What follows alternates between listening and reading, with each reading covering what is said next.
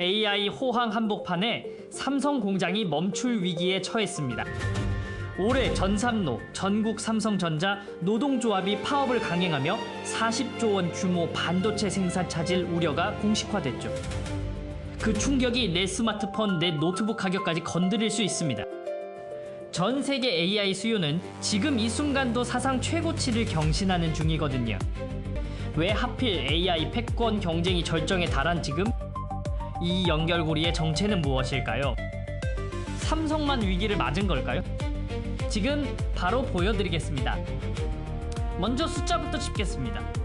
삼성전자의 반도체 사업부 DS 부문은 분기 매출이 40조 원 안팎에 달합니다.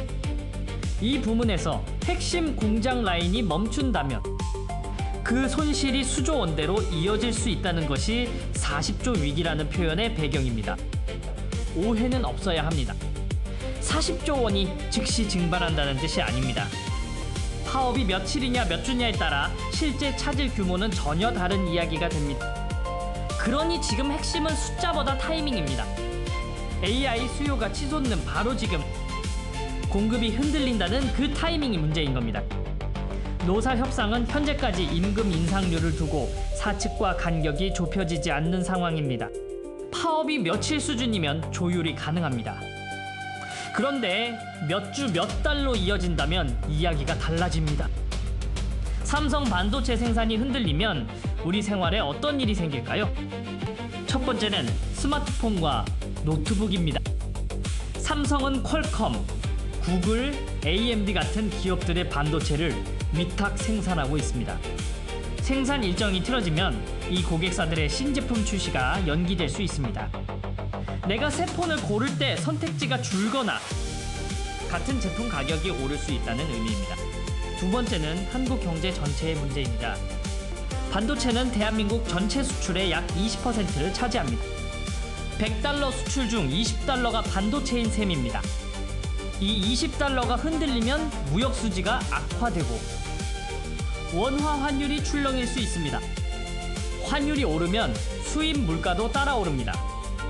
결국 내 장바구니 물가 부담으로 이어지는 구조입니다.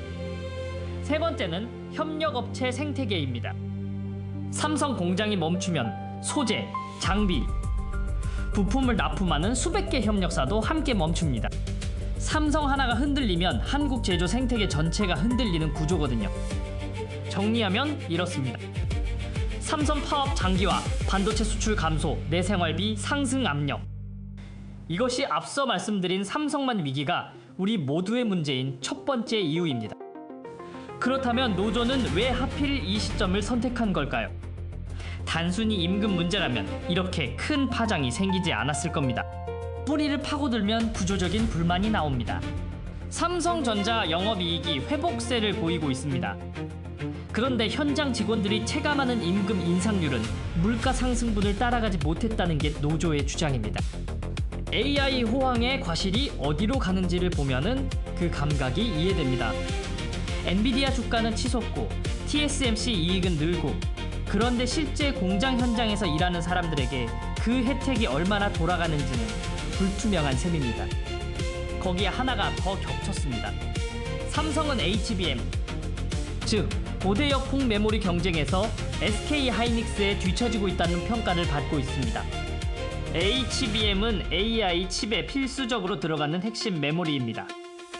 AI 서버의 뇌와 기억을 동시에 담당하는 부품이라고 보시면 됩니다. 엔비디아 AI 칩에 들어가는 HBM 공급에서 삼성의 비중이 줄고 SK하이닉스 비중이 늘었다는 사실, 이게 내부에서 위기감을 키운 겁니다. 호황인데 우리만 뒤처지고 있다는 감각, 그 누적된 불만이 파업으로 터졌습니다. 이것이 삼성만 위기인 두 번째 이유입니다. 여기까지가 현황과 배경이었습니다. 그런데 더 중요한 사실이 남아 있습니다. 삼성 반도체는 단순히 큰 회사가 아닙니다. 글로벌 AI 공급망에서 고속도로 인터체인지 같은 역할을 하는 핵심 거점입니다.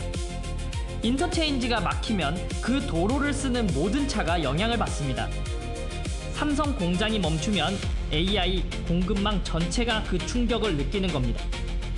D램과 낸드 메모리에서 삼성은 전 세계 최대 공급자입니다. 삼성이 공급을 줄이면 SK 하이닉스와 마이크론이 즉시 채워줄 수 있는 물량이 아닙니다. 이들의 생산 라인은 이미 풀 가동 중이거든요.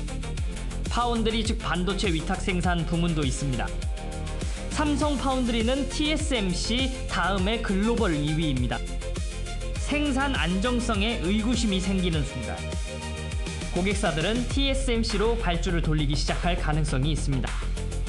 반도체 산업에서 한번 떠난 고객을 되돌리는 건 매우 어려운 일입니다. 지금 보신 내용이 왜 중요하냐면 이것이 바로 삼성 파업이 단순한 국내 노사 문제가 아닌 이유이기 때문입니다. 그렇다면 앞으로 어떤 시나리오가 펼쳐질까요? 두 가지 그림을 그려보겠습니다. 첫 번째는 단기 타결입니다. 사측이 임금 요구를 일부 수용하고 수주에서 수개월 이내 합의에 이르는 경우입니다. 이 경우 생산 차질은 최소화되고 고객사 이탈도 제한적으로 관리될 수 있습니다. 삼성은 그간 파업 경험이 거의 없던 회사였습니다. 협상 경험이 짧은 만큼 처음에는 대립하다가도 결국 타협점을 찾을 가능성이 있습니다. 두 번째는 장기화 시나리오입니다. 2026년 하반기는 전 세계 데이터 센터 투자 가속화가 예상되는 시기입니다. 바로 이 시기에 납기 차질이 생기면 고객사는 대안을 찾기 시작합니다. 수출 감소, 무역 수지 악화, 원화 약세 압력. 이 세 가지가 연쇄적으로 이어질 수 있는 경로가 열립니다. 단, 이건 어디까지나 장기화를 가정한 시나리오입니다. 현재 확정된 결과가 아닙니다. 지금 이 파업이 어느 방향으로 향하느냐가 2026년 한국 경제의 주요 변수 중 하나인 셈입니다. 여기서 한 가지 더 깊은 질문이 생깁니다. 삼성의 위기가 한국 반도체 전체의 위기일까요? 아니면 오히려 재편의 시작일까요? 사실 이 상황에서 가장 조용히 기회를 잡고 있는 곳이 있습니다. SK 하이닉스입니다. 삼성이 HBM 수율 문제로 고전하는 동안 하이닉스는 엔비디아 HBM 공급의 핵심 파트너로 자리를 굳혀가고 있습니다. 삼성의 공백이 오히려 SK 하이닉스에게 반사 이익을 줄 수 있다는 분석이 나오는 배경입니다. 한국 반도체 산업이 삼성 의존 단일 구조에서 벗어나기 시작하는 신호로 읽을 수도 있습니다. 그런데 동시에 반대 시각도 있습니다. 삼성이 흔들리면 한국 반도체 생태계 전체가 약해진다는 겁니다. 삼성이 강해야 소재 기업도 장비 기업도 협력사도 함께 삽니다. 경쟁자가 아니라 함께 서 있어야 하는 구조입니다. 결국 이 파업은 두 가지 가능성을 동시에 열어두고 있습니다. 삼성이 이 위기를 계기로 HBM 수율을 회복하고 노사 관계를 재정립하느냐, 아니면 AI 패권 경쟁에서 한 발 더 뒤처지는 계기가 되느냐. 그 분기점이 지금 2026년 이 순간입니다. 삼성 파업은 단순한 노사 갈등이 아닙니다. AI 시대 한국 반도체 경쟁력 전체를 흔드는 구조적 사건입니다. 그리고 그 충격은 이미 내 지갑과 내 장바구니에 조용히 다가와 있습니다. 그런데 바로 이 순간 삼성이 흔들리는 사이 SK 하이닉스는 엔비디아에 세븐 7조 원어치를 팔았습니다. 같은 한국 반도체인데 한쪽은 위기고 한쪽은 기회를 잡은 겁니다. 하이닉스가 이 기회를 어디까지 굳혀갈 수 있는지, 삼성이 반격할 카드가 남아있는지 다음 영상에서 바로 이어갑니다.